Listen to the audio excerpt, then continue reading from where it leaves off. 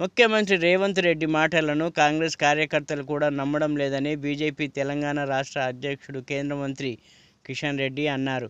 ముఖ్యమంత్రి ఎప్పుడూ మిడిమిడి జ్ఞానంతో మాట్లాడుతున్నారని, మాట్లాడితే ప్రధాని మోదీని ఛాలెంజ్ చేస్తారని ఆగ్రహం వ్యక్తం చేశారు.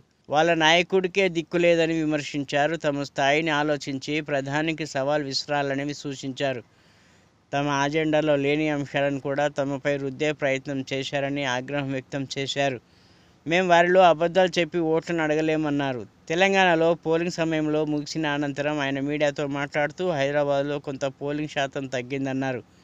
ఓటింగ్ శాతం తగ్గడానికి చాలా కారణాలు ఉన్నాయని తెలిపారు. ఎక్కువ మంది ఆంధ్ర ప్రజలు ఓటు వేసేందుకు, ఓటింగ్ సరళిని పరిశీలించేందుకు అక్కడికి వెళ్లారని తెలిపారు.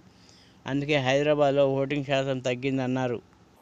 పట్టణ ప్రాంతాల్లో పోలింగ్ పర్సెంటేజ్ తగ్గినప్పటికీ కూడా భారతీయ జనతా పార్టీకి సానుకూలమైనటువంటి స్పందన పోలింగ్ జరిగిందనేటువంటిది నా భావన. మరి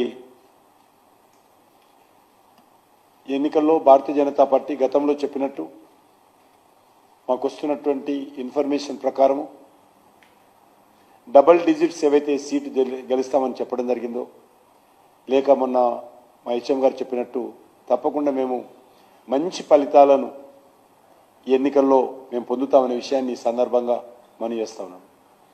అనేక రకాలుగా మా పార్టీ మీద అవాకులు చవాకులు పేలడము,